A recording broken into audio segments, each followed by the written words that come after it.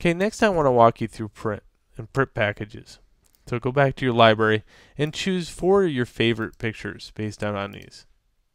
So I'm going to choose maybe this one, this one, this one,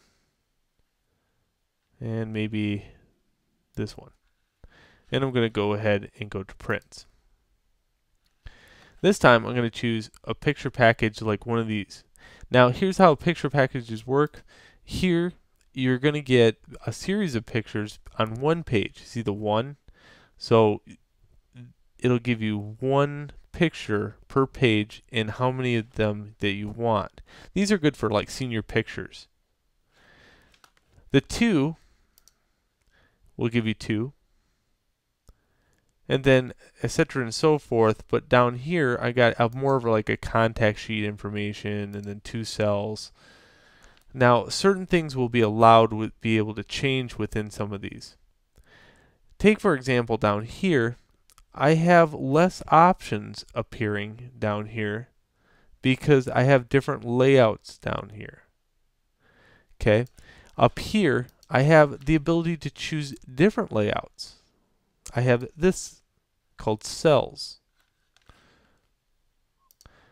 Here, when you go down and look for cells, you might not find cells located anywhere. Now, where are you able to turn this on?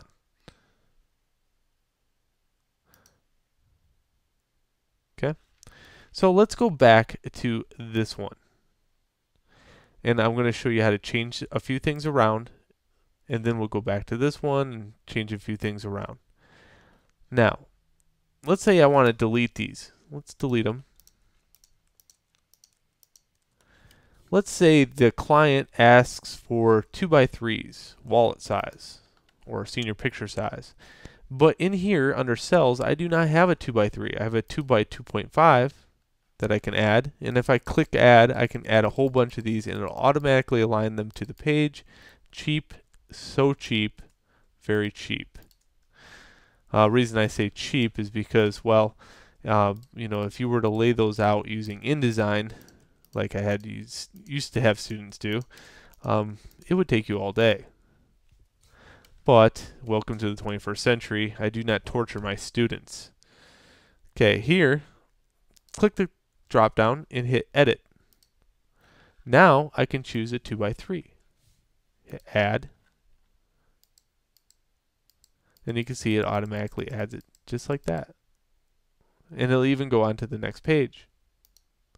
So that's how you do that. Let's say you have a senior picture package. That's a very quick way to print out your pics.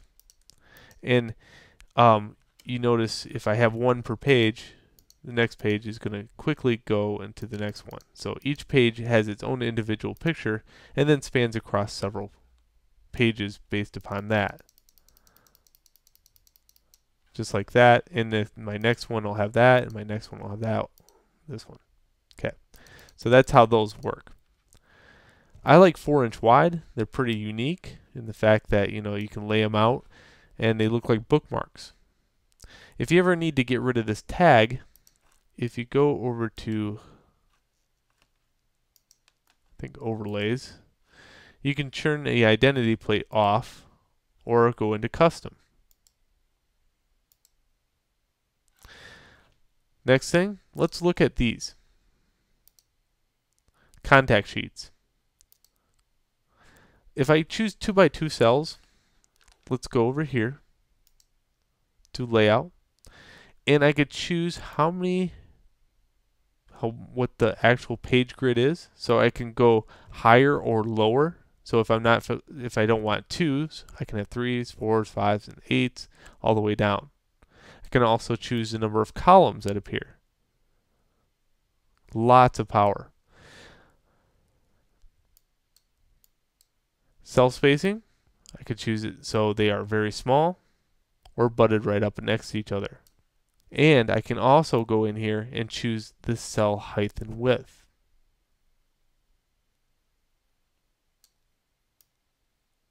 Very cool. What I want to see is creativity. So, you know, just by going in here and choosing 2 by 2 cells, if you choose this option, I want to make sure that these are all lined up correctly. Okay, do I want this image to appear like this? Will it fit correctly like this? Or do I need to rotate the actual picture? If I need to rotate the picture, I have to go back over here, take this pop can, and rotate it just like that. Then highlight my pics again using the command key.